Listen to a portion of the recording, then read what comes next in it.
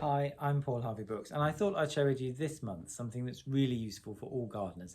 Now, whether you grow vegetables or cut flowers or perennials or anything really, you're going to end up with a bit of pest and disease. That's natural life in the garden, and July and August you'll tend to find quite a few of them. So I'm going to give you a really good, safe to use insecticide that you can make yourself that has no harmful chemicals for us, but will kill off a whole range of things, and the ingredient should be quite a surprise.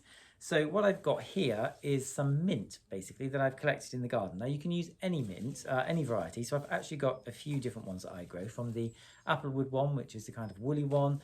There's one that actually is native to Lebanon, which I absolutely love. And there's just normal spearmint. So I've collected that from my garden to make this. But you can also use mint that you might buy in the supermarket. You can chop the foliage off to make this and then plant the plant, so you've got a plant. Mint does very well in containers as long as you change the soil regularly, and it does really well in an open border. Its flowers are really good for pollinators, so it's a good all-round plant.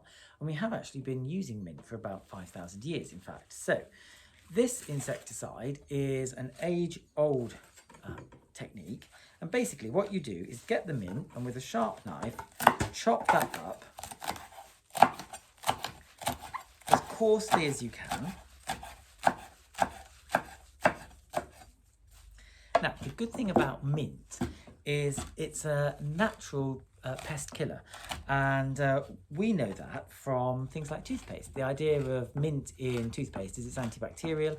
It kills off all sorts of horrible germs in the mouth, but our medieval forebearers would have used mint in bedding and on the floor, and they would have known that it's really good at killing all sorts of germs. It's strong enough to kill cockroaches, in fact.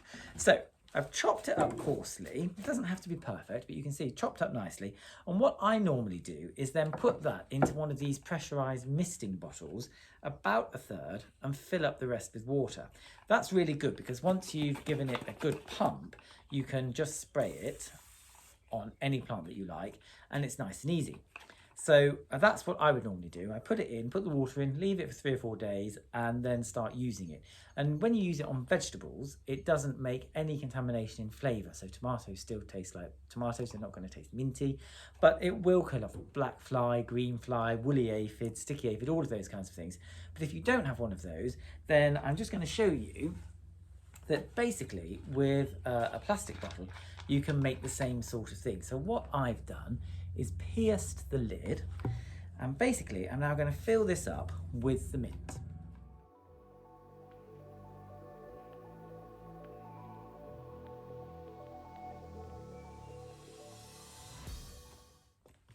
So you'll see that's a little bit time consuming. I sped that up for you, but I fill up the bottle, and that's roughly half in a bottle like this. And then using tap water or rainwater, just fill the bottle up.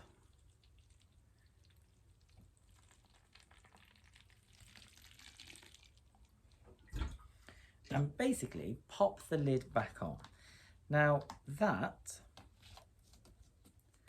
is set to go bar about 4 or 5 days. So pop that somewhere for 4 or 5 days to let the water be infused with the mint, and then basically with those holes on the top you can drizzle that over any plant that has anything like blackfly or greenfly 3 times a week, and it should clear it up really nicely. Now the great thing is it's really safe. It's safe for children, safe for animals. You can make it at home. There's no kind of nasty chemicals, and it really works. So that is my best tip for the next 2 coming months where there's likely to be a bit of insect in the garden, and it's something not to panic about, and that should be a really good cure.